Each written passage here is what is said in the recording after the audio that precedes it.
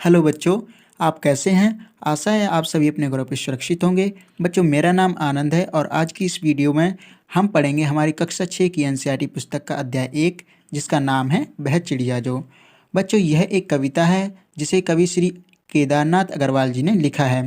बच्चों, कविता शुरू करने से पहले हम थोड़ा कवि के बारे में जान लेते हैं।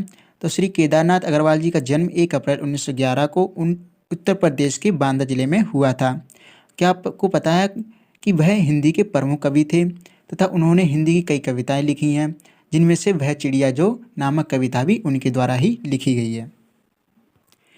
इस कविता में कवि ने नीले पंखों वाली छोटी चिड़िया के बारे में बताया है। नीली चिड़िया के रूप में केदारनाथ जी ने अपने स्वभाव को व्यक्त किया है। उन्होंने बताया है कि छोटी चिड़िया को अन्न से बहुत प्यार है, वह रुचि से दूध भरे दाने खाती है, वह संतोषी है। छोटी चिड़िया वन में घूमकर अपने कंठों से मीठे स्वर में गाना गाती है। उसे एकांत में मतलब अकेले में रहना बहुत पसंद है। वह उफनती नदी मतलब कि पानी से बहती हुई नदी से पानी की बूंदों को चोंच भर भर लाती है। छोटी सी चिड़िया बहुत ज़्यादा इस वजह से साहसी है और उसे स्वयं पर इस बात पे गर्व है और अपने आप से बहुत ज़्यादा प्यार है। तो बच्चों, चलो हम इसके पहले काव्यांश को शुरू करते हैं। वह चिड़िया जो चोंच मारकर दूध भरे जुंडी के दाने रुचि से रच से खा लेती है।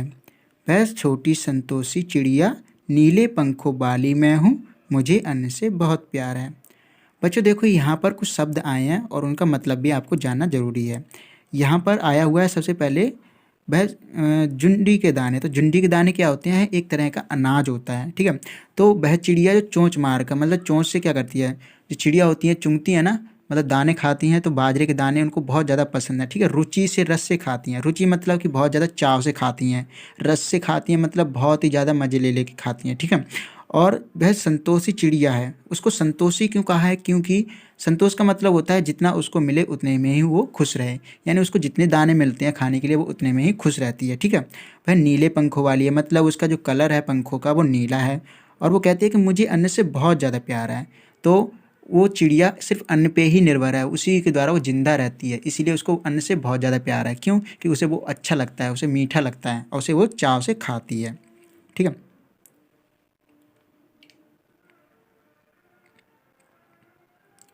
इसका दूसरा काव्यांश है।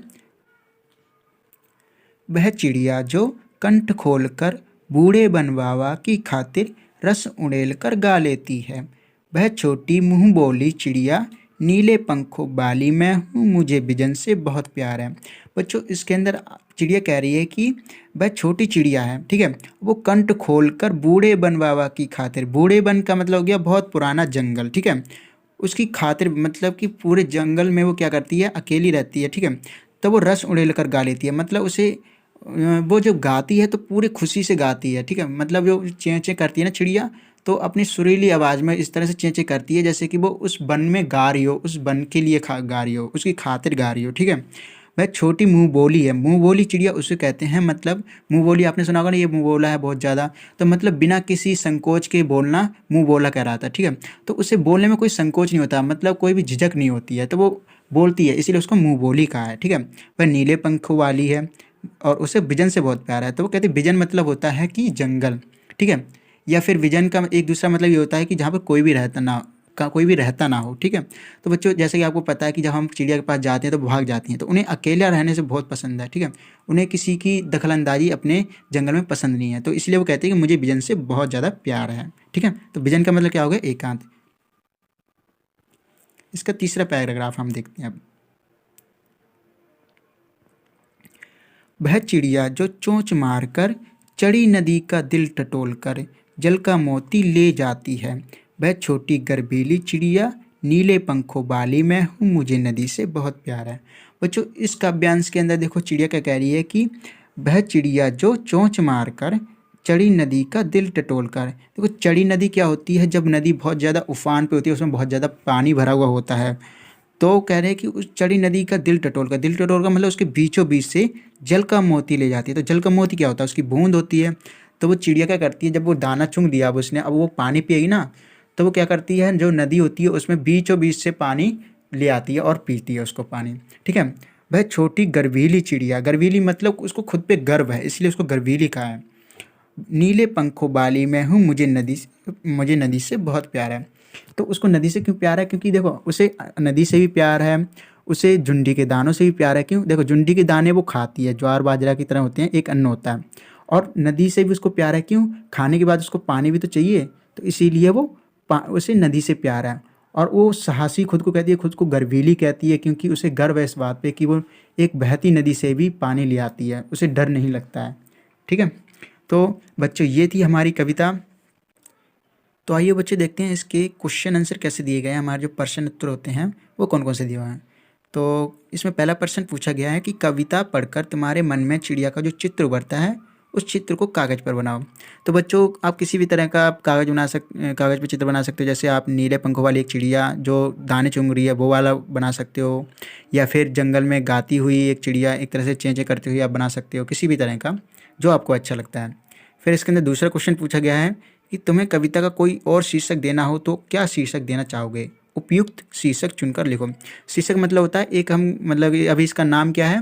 वह चिड़िया जो, इसकी जगह हम को दूसरा नाम क्या रख सकते थे इस पार्ट का? हम रख सकते थे गर्वीली चिड़िया या फिर प्यारी चिड़िया। इस तरह से आपको जो भी अच्छा टाइटल या फिर कोई शीर्षक लगता है आप लिख सकते हो इसका आंसर। तीसरा इसके अंदर प्रश्न पूछा गया है कि इस कविता के आधार पर बताओ कि चिड़िया को किन किन चीज़ों से प्यार है। तो बच्चों इसके अंदर आप देख ही चुके हो कि चिड़िया को बहुत ज़्यादा जुंडी के दानों से प्यार है, उसे नदी से प्यार है, उसे अन्न से प्यार है। ठीक है, इस तरह से आप जो जो चीज़ें आई हैं जिससे वो मतलब उसे वो कहती है मुझे विजन से बहुत ज़्यादा प्यार है, मतलब एकांत में रहना बहुत ज़्यादा प्यारा लगता है। तो इस तरह का आप आंसर बना के लिख सकते हो, इसमें कोई दिक्कत नहीं आने वाली है। देखो बच्चे यहाँ पर हमें चौथा क्वेश्चन दे रखा है, तो इसके अंदर हमें क्या करना है? आशय स्पष्ट करना है। आशय स्पष्ट का मतलब है यहाँ पर कुछ लाइनें दी हुई हैं, काव्यांश दिए हुए हैं, उनको आपको मतलब बताना है कि मतलब क्या है। तो यहाँ पर पहला दे रखा है कि रस उड़ेलकर गा लेती है। तो इसका मतलब ये है कि चिड़िया बंधन मुक्त है और खुश होकर इतना सुंदर और मीठा गाती है मानो उसने सारा रस गाने में ही उड़ेल दिया हो। ठीक है, तो इसका खा दे रखा है चढ़ी नदी का दिल टटोल कर जल का मोती ले आती है। इसका मतलब ये हुआ कि जो नदी होती है वो बहुत ज़्यादा तेज़ बहती है ना, तो इसीलिए उसको चढ़ी नदी कहा गया है। मतलब जब बहुत ज़्यादा नदी तेज़ भी बह रही होती है तब भी क्या करती है वो वहाँ जाके और पानी ले आती है अपने लिए। ठीक है, तो इसीलिए उसको साहसी भी कहा गया है यही। और जल का मोती का मतलब है कि उसकी जो बूंदें होती हैं वो ले आती है। ठीक है, तो ये था हमारा चैप्टर। बच्चों अगर आपको ये हमारी वीडियो अच्छी लगी हो तो इसको लाइक कर देना जिस तरह से मैं कर रहा हूँ, एंड शेयर कर देना अपने दोस्तों में ताकि उनको भी ऐसी अच्छी अच्छी वीडियो मिलती रहें। और सब्सक्राइब करके जो घंटी है उसको ऑल पे सेट कर देना ताकि हमारी जो भी अगली वीडियो आए आपको पहले से पहले ही मिल जाएँ। ठीक है, थैंक यू।